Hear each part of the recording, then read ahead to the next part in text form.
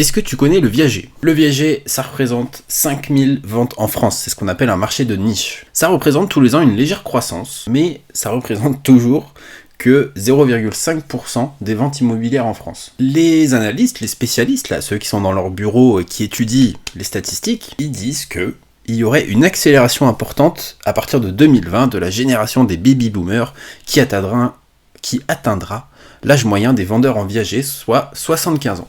Bref, le viager, ça risque de se développer dans les prochaines années, et dans cette vidéo, on regarde ce que c'est, tout simplement. C'est parti!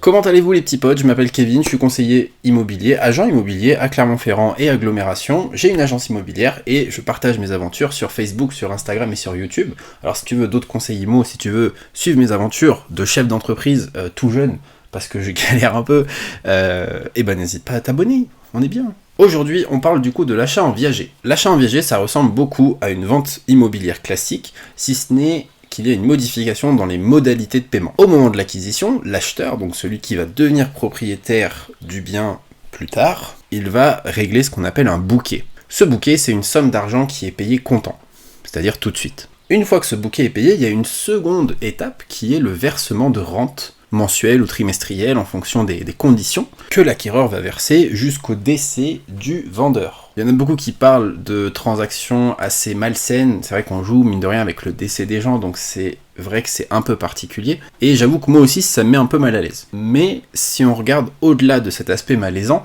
ça a aussi un double intérêt. Le premier intérêt, c'est pour l'acquéreur, forcément. Pourquoi? Parce que le bouquet, il est calculé, donc vous verrez juste après qu'il y a un mode de calcul qui est très encadré, mais en fait il paye moins cher le bouquet et va verser des rentes ensuite tous les mois ou tous les trimestres. Donc pour lui, normalement, ça lui fait une économie au bout. Globalement, il va payer le bien moins cher que s'il l'avait payé en achat classique. Ça c'est le premier intérêt. Pour le deuxième intérêt, c'est vis-à-vis du vendeur, du propriétaire-vendeur, puisque généralement ce sont des personnes âgées. Et aujourd'hui on sait que les personnes âgées, elles ont des revenus qui sont assez faibles. Le fait de vendre son bien en viager, ça va permettre déjà de récupérer donc le fameux bouquet, donc c'est-à-dire la première somme d'argent qui sera versée sur son compte et qui lui permettra peut-être de réaliser des projets en plus, des voyages, etc. Mais également le versement d'une rente, donc c'est-à-dire d'un revenu complémentaire qui permettra peut-être d'être plus confort dans sa gestion financière au jour le jour. Alors la question c'est comment est calculé le bouquet et comment sont calculées les rentes que l'on verse au vendeur. On va partir en fait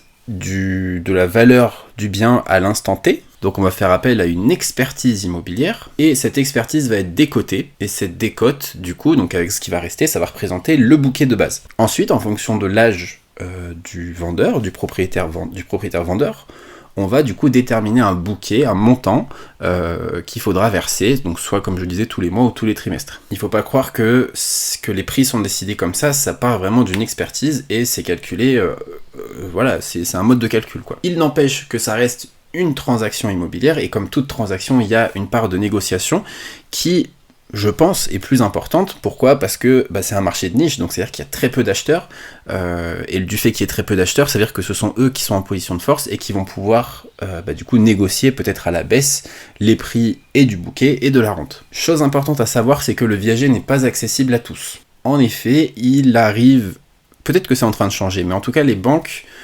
globalement se refusent à financer un bien en viager, à moins que vous acceptiez de mettre en hypothèque un autre bien, donc c'est-à-dire de gager votre prêt en mettant en garantie un autre bien que vous avez pour lequel vous êtes propriétaire. Donc généralement il faut apporter le bouquet comptant, donc c'est-à-dire sans faire de crédit, et ça c'est pas à la portée de tous.